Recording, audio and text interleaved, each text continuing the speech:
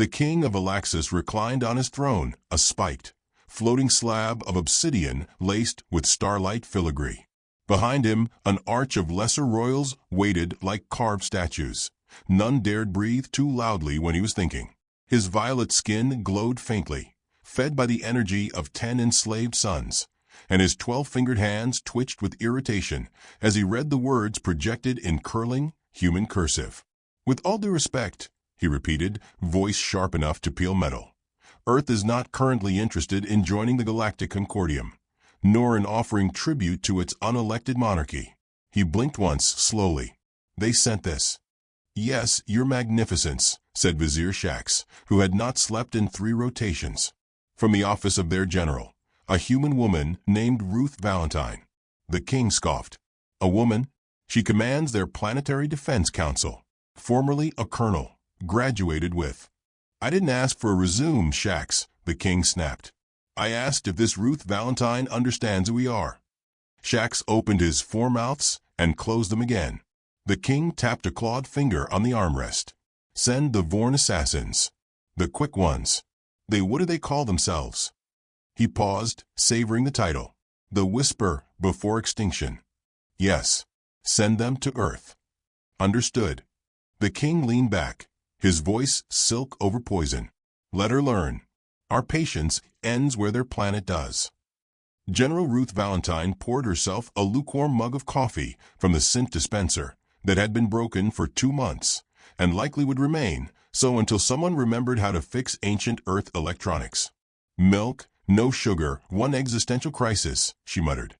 The corner of her mouth curled. Behind her, data screens blinked like candlelight in a storm. Sector maps, diplomatic alerts, threat assessments. Lieutenant Corwin entered with all the grace of a startled squirrel. "Ma'am, you have a situation." Ruth raised an eyebrow. "Another diplomatic dinner involving tentacles?" "No, ma'am. Assassins." She took a long sip. "Oh, good. I was getting bored." Corwin hesitated. 6 signatures breached planetary shielding near Reykjavik. No communication. No demands. "Vorn?" she asked softly. He nodded. Ruth set the mug down, gently, as if it were something sacred. "Tell headquarters to stand down. I'll handle this personally." "Alone."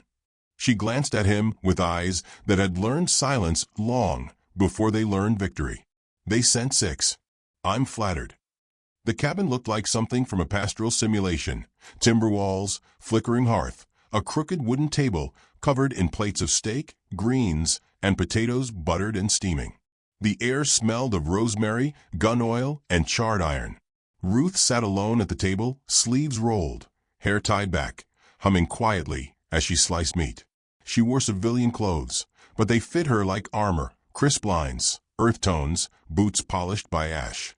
A clock ticked softly above the mantel. Wind howled beyond the frosted windows. Then the door opened. They didn't kick it in. That wasn't their way. The Vorn moved like mist, silent, sharp, precise. 6 figures stepped inside, hunched, lean, skin like tar-stripped muscle, eyes that drank light. Blades extended from their wrists like whispers. Ruth didn't look up. "I made dinner," she said, voice smooth as aged bourbon. "You're late." The first lunged. The motion was a blink in a thunderstorm, blur, shadow, hiss. But her hand was already moving. The steak knife rotated once in her grip, kissed the assassin's throat, and he fell without a sound. Another tried to flank her. She stepped back and used the falling body as a shield, twisted, ducked, and caught his knee with her boot. Something cracked like bone, meeting truth. The second fell, gasping. Ruth moved with grace unearned by years. She didn't shout, didn't grimace. She fought like she was setting a table. By the time the fire hissed its third breath, 5 lay motionless on the floor. The 6th, the smallest, hesitated. He looked at her, this woman in flannel and denim, eyes like forged steel, and he saw not a soldier, but a storm pretending to be still. She held out the knife. "Leave it," she said. He did. Then he bolted into the snow, vanishing into the night. Ruth exhaled once, slow. She wiped the blade, folded the napkin, and opened a small crate beside the hearth. One by one, She placed 5 heads inside, fitting them like quiet puzzle pieces. She sealed the box with black wax, then etched a symbol in the corner, not Earth's flag, but something older. A red hourglass. She didn't speak as she attached the letter. Words had already been chosen. Now they would echo. At the royal docking throne, Vizier Shax waited as the king personally opened the courier package. The heads inside were neatly arranged. A parchment note lay on top, handwritten, in cursive taught only in backwoods Earth schools and military academies that preferred pain over printers. Your Majesty, with all due respect, and none assumed. If this was your warning, consider it received and returned. I don't play chess with men who burn the board when they lose. Should you wish to continue this conversation, my door is open. But I suggest you knock. RV. P.S. You forgot to teach your assassins to chew their food. I found a tracking node in one's throat. I've rerouted it. Thank you. Shax made a strangled sound in his throat. The king rose slowly, tremors flickering down his arms, like rage made tangible. This was not the response I expected. Nor I, whispered Shax. But perhaps we underestimated her. She killed 5 Vorn, the king growled. No, said a voice from behind. Both turned to see a trembling ambassador from a minor dust moon. His silvery eyes were wide with something worse than awe. She didn't kill 5 Vorn. She left one alive. The king stared. To send a message, the ambassador whispered, voice breaking. And now that survivor will carry her scent forever. You know what that means. The king frowned. What? She marked him. In Vorn culture, that means allegiance. Loyalty through dominance. She made him hers, the king spat. The ambassador nodded. She didn't just win. She recruited. The king clenched his jaw. Then Earth wants war. No, Shax said quietly. They want silence. They just make sure it's permanent. A pulse of dread settled in the room. The king looked again at the heads, the careful letter, the wax seal that hadn't cracked. And in that moment, with a flicker of something ancient in his spine, he understood. He had not declared war on a primitive species. He had awakened something that didn't roar or rage. It smiled. Then it waited. Just as Ruth Valentine did now, sipping cold coffee, alone at her table, watching the snow return red where the 6th had fled. The holographic heads flickered, half-wrapped in static but unmistakable in identity. 6 of the king's finest. 5 dead, 1 missing. All accounted for, in one brutal gesture that cut through the pretense of diplomacy like a wire through flesh. The royal hall fell into a silence so thick it felt like weight, like gravity had thickened around the king's throne, and even light dared not move. Below the projection, the handwritten notes still hung midair, words twisting slowly as the room stared, some in horror, some in awe. The king said nothing. His jaw shifted slightly, the angular cut of his face more statue than flesh. But behind his eyes, something blinked awake. Not fear, not yet, but recognition, the way one recognizes a crack in a glass dome just before it shatters. She didn't respond with protest, murmured Vizier Shax, voice soft like old parchment. She responded with demonstration. The king turned, slow and deliberate. You were the one who assured me humans value peace. They do, Your Majesty, Shax replied. But apparently only until they're interrupted mid-supper. There was a chuckle from a lesser minister. It died the moment the king's gaze shifted toward him. Send a fleet, the king said at last. Shax bowed slightly. To deliver peace talks. The king's voice flattened. To deliver her silence. On Earth, deep within the fortified command cavern beneath Old Yellowstone, Ruth Valentine stood before a wall of glowing data, her arms crossed loosely over a black uniform that bore no rank insignia. She refused titles. They got in the way of clarity. Fleet deployment detected. Lieutenant Corwin reported from behind. 72 warships. Mixed tech. Core jump routes confirmed. They'll hit Sol orbit in 2 cycles. Ruth nodded once. Response. Corwin hesitated. The council wants to issue an open declaration. Mutual defense charter. Maybe a show of good faith. And you? I think, he said slowly, they expected us to kneel. I think they don't know how not to be obeyed.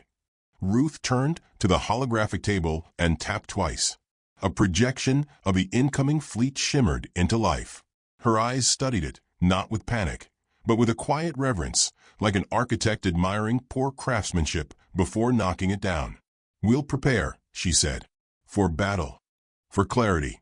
Aboard the Galactic flagship Larathian, Admiral Zelka stood at full height, his triple-spined armor arching like a cathedral. He had once turned a moon into molten glass during a resource dispute and never looked back. But even he felt uneasy watching Earth grow larger on the forward screens. "They're not postured defensively," his first officer observed. "No orbital cannons. No planetary shields. Not even satellite interference. They mock us," Zelka growled. "Or they invite us." First officer tilted his head. "There is a difference." The admiral said nothing. Their communication officer flinched. Incoming broadcast. From General Ruth Valentine.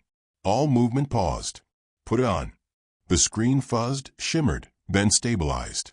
Ruth sat in a simple chair, the same background as before, pine walls, hearthlight.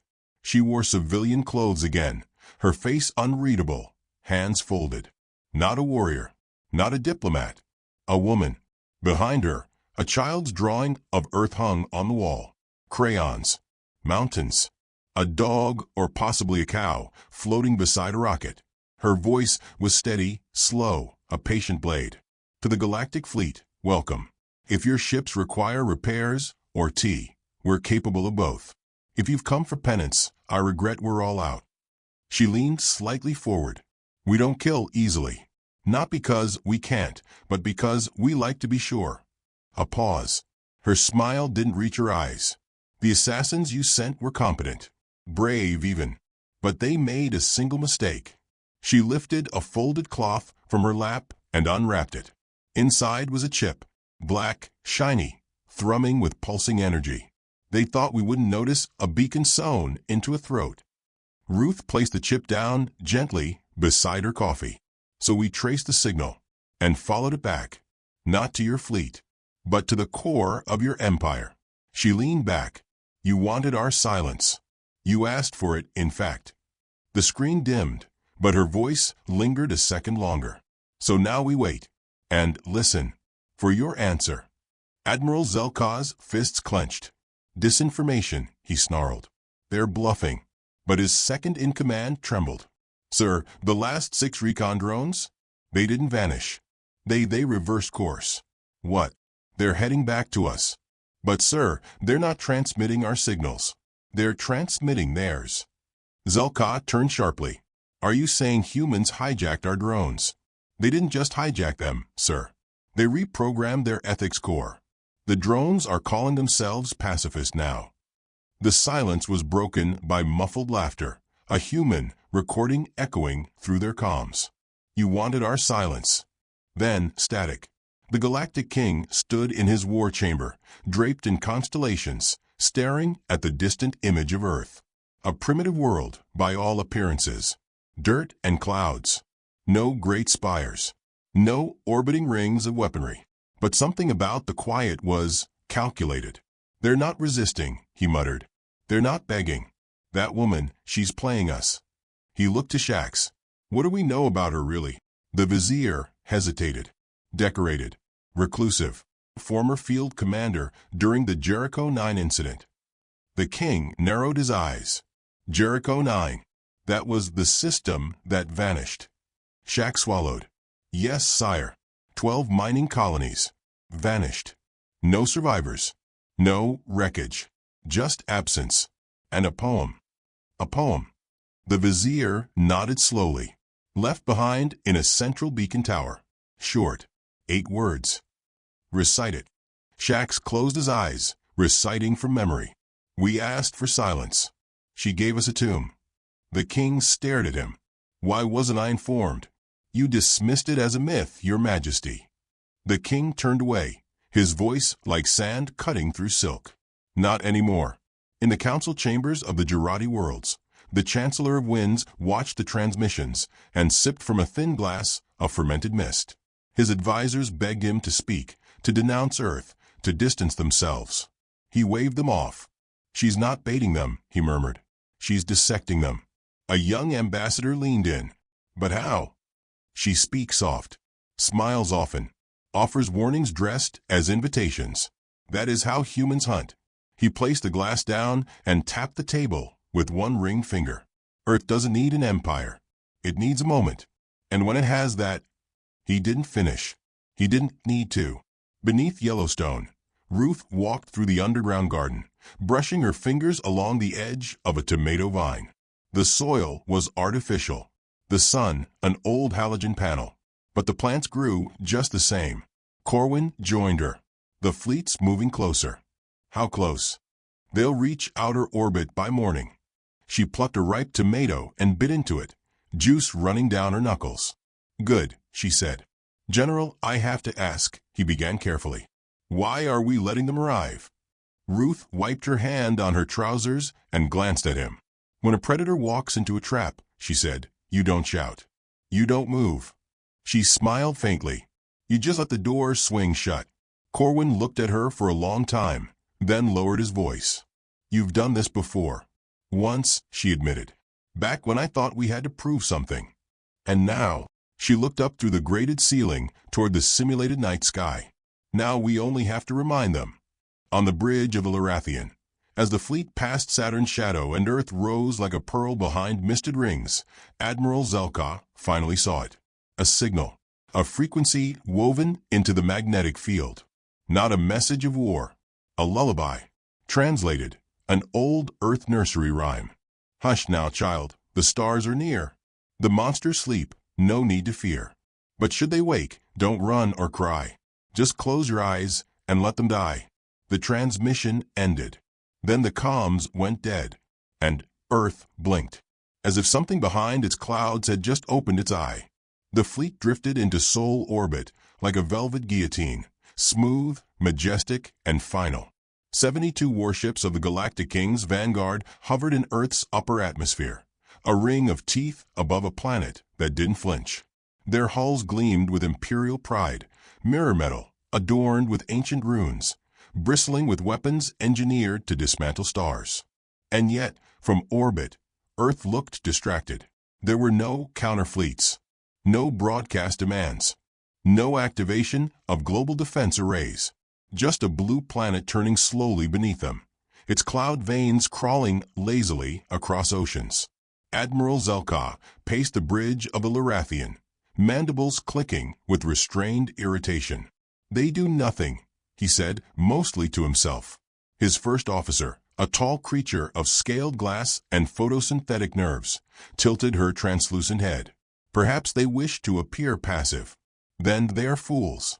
This is the moment to scream, or at least raise a shield." "No shields," came the voice of their signal technician. "But there's movement." "What kind?" The tech hesitated. "Unarmed crafts. Small. Civilian grade. Dozens, maybe hundreds. Launching from the dark side of the planet." Zelka turned. "Retreats." "No, sir. They are collecting space debris." The Admiral blinked. "Say that again." "They're gardening, sir. Clearing junk from orbit. With tethers and nets. One of them just captured a Soviet-era satellite." A silence settled over the room. Then Zelka growled, "Put on screen." The feed showed a vessel barely larger than a supply pod. 2 humans in soft suits maneuvered long arms, guiding metallic scrap into containment pods. One waved at the camera, broad grin, middle finger raised like a national salute. A sticker on the ship's side read, "Space trash, cleaning up your mess since 2099.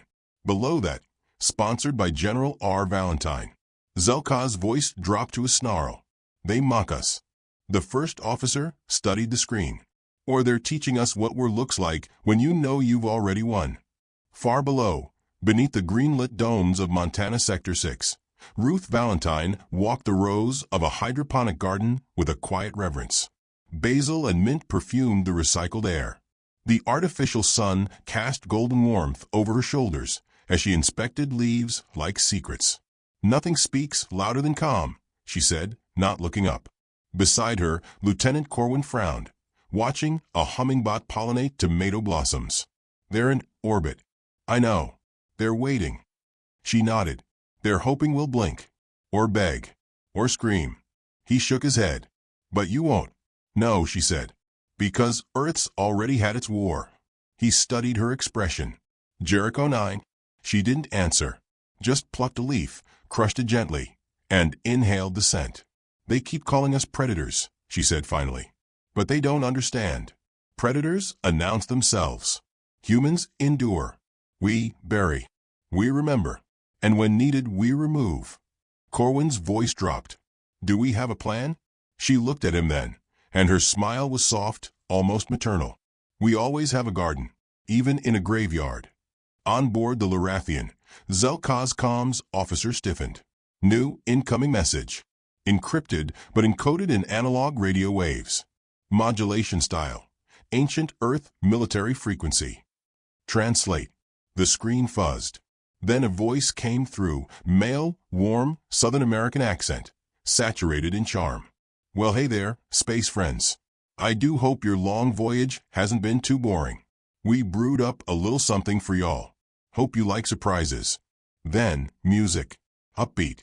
Old. Musical note country roads. Take me home, to the place I belong. Musical note. Zelka's eye ridges twitched. Is this a threat? The first officer leaned in. If it is, it's the most unsettling one I've heard. The technician spoke again. Sir, that message? It hijacked every ship's internal speaker system. It's playing simultaneously in all crew quarters. Can't shut it off. And then, beneath the music, laughter. Human. Friendly. Cold. The king's private war chamber rippled with static as he watched the feed from orbit. She doesn't respond, he snapped. She doesn't engage. She dares to mock us. She's dismantling the idea of fear, Shaq said quietly. The king turned. Explain. She doesn't give us violence, the vizier continued. She gives us leisure, tomatoes, music, politeness, all while turning our own technology against us. The king narrowed his eyes. How? Shax's hands trembled. Sir, Earth's neural architecture. It's chaos. Billions of human minds interfacing with digital systems, layered over centuries of legacy code. It's a minefield. Every probe we've sent came back corrupted or devoted to cats. The king stared. Actual cats, Your Majesty. Adoration algorithms. One drone refused orders and is now a celebrity on their global network. A beat of silence passed. Are you saying, the king began slowly, that humanity's defense is deliberate madness? Shax nodded. Weaponized inconsistency.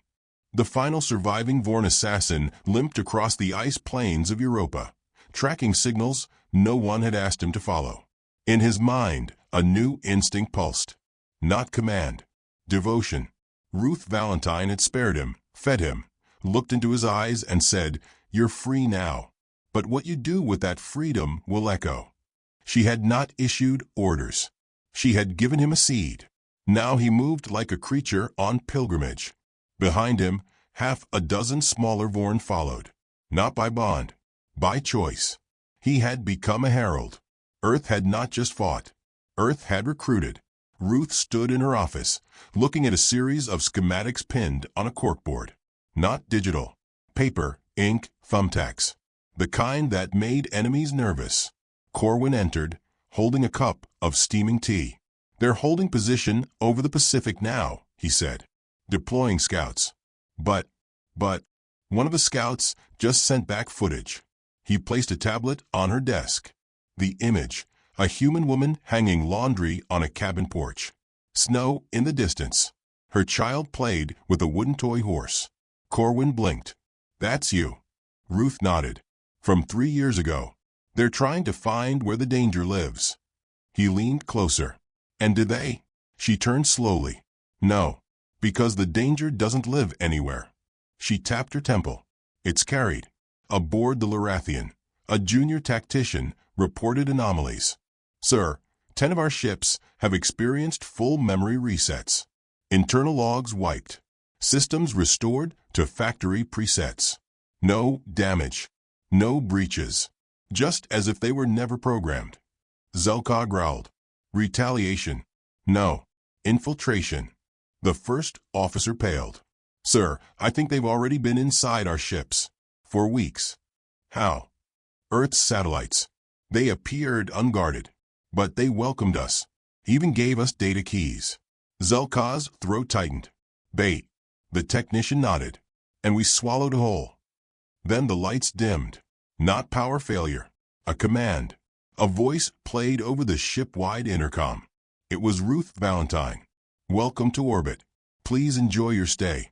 We've prepared something special, a mirror. The stars blinked. One by one, reflections emerged in space. Thousands of polished satellites, each positioned at precise gravitational points. Not weapons. Mirrors. Reflecting every movement, every weapon, every targeting laser. Zelka stepped forward. If we fire at ourselves, the first officer whispered. Then came Ruth's final broadcast of the day. We learned long ago that war isn't about strength. It's about timing. We chose to grow. You chose to threaten. She paused. Now choose again. The screen went black. Zelka stood still as a tombstone. Behind him, the galaxy watched. And far below, in a garden of mint and soft light, Ruth Valentine closed her eyes. Waiting. Listening. Because patience, she knew, was a predator's most faithful weapon. The moment came without warning. No fanfare. No declaration. Just a sudden hush across 72 warships, as though the vacuum itself had leaned in to listen. From high orbit, Earth looked no different, still blue and turning, still wrapped in its fragile mist of clouds and light. But the quiet had changed. It wasn't absence. It was attention. Something beneath that sky was watching.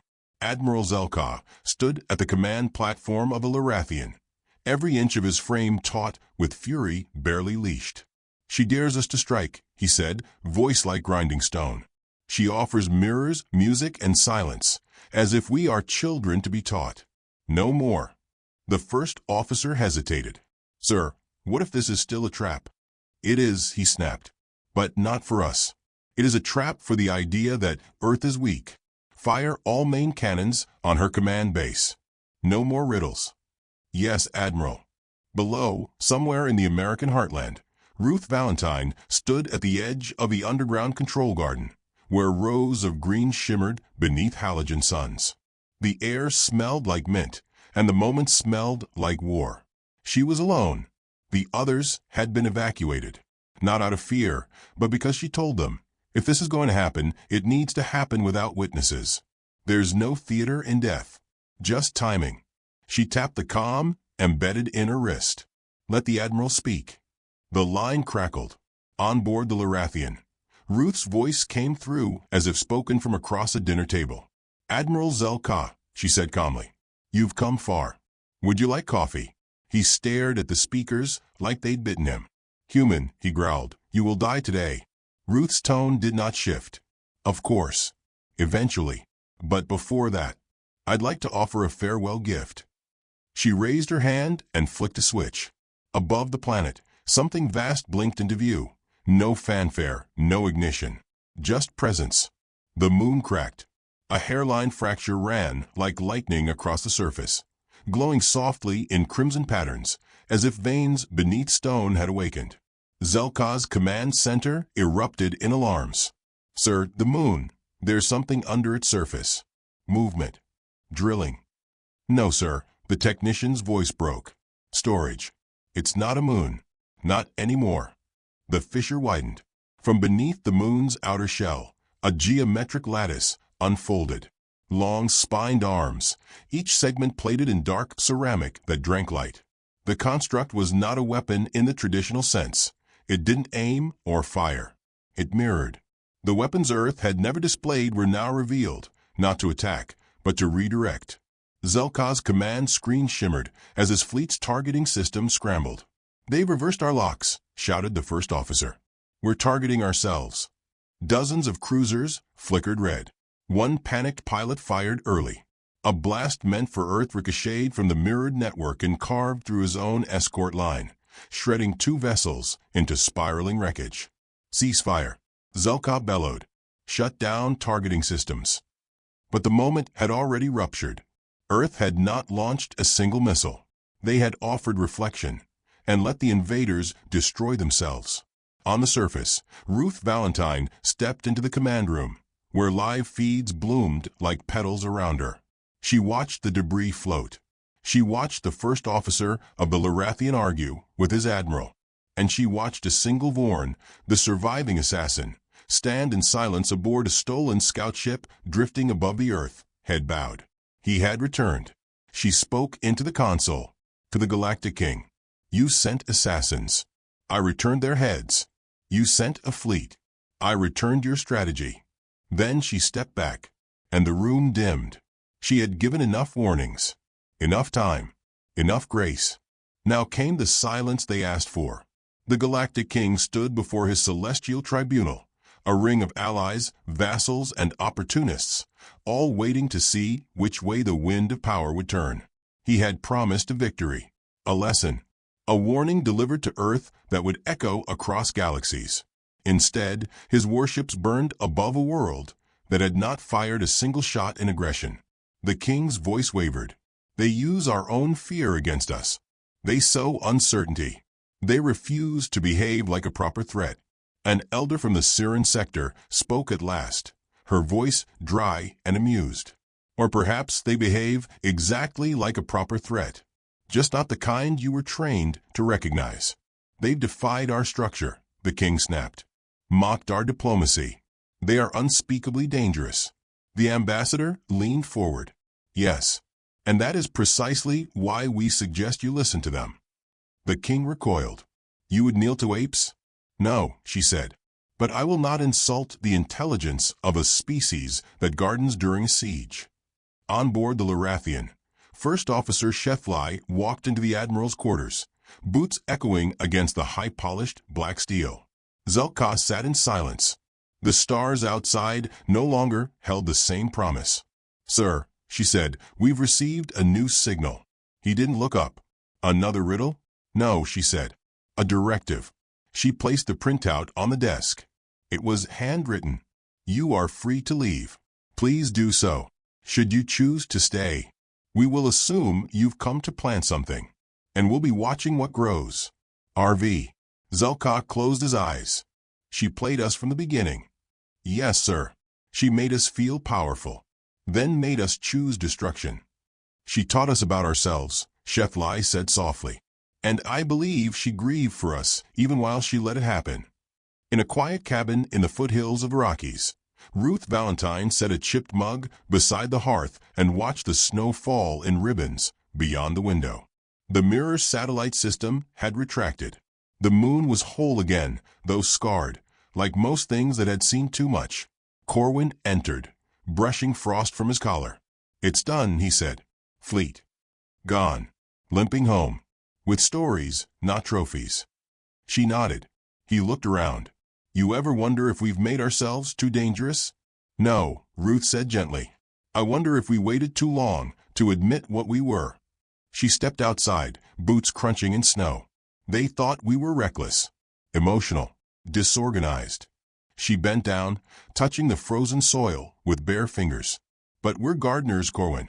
And the thing about gardeners is they know how to bury. He watched her for a moment. Will they come back? She shrugged. Maybe. But this time, they'll whisper first.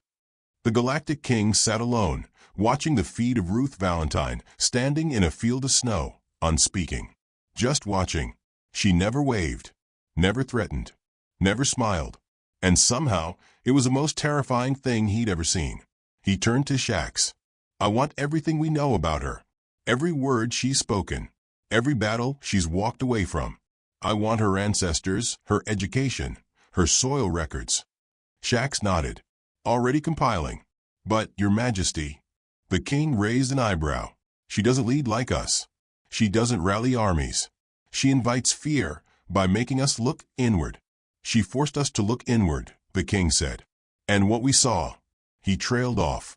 Then, softly, she sent their heads back. And still, somehow, I think she held back more. In a message never broadcast, never archived, and known only to two beings in the galaxy, Ruth Valentine recorded one final transmission. She sent it not with threat, but with warmth. To the next empire who dares to teach us obedience. Do not mistake quiet for absence. Do not mistake cultivation for cowardice. Do not mistake kindness for surrender. Earth grew in shadow. We fed on ruin. We sing lullabies with teeth. And when we are done, we bury the war in flowers. RV. She did not press send. She just saved it. For the next time someone forgot. And somewhere, far beyond the reach of satellites, a surviving Vorn whispered a human lullaby to a new generation of assassins. Each one taught to remember that the deadliest species are the ones who don't arrive first. They wait. They endure. And then they remove.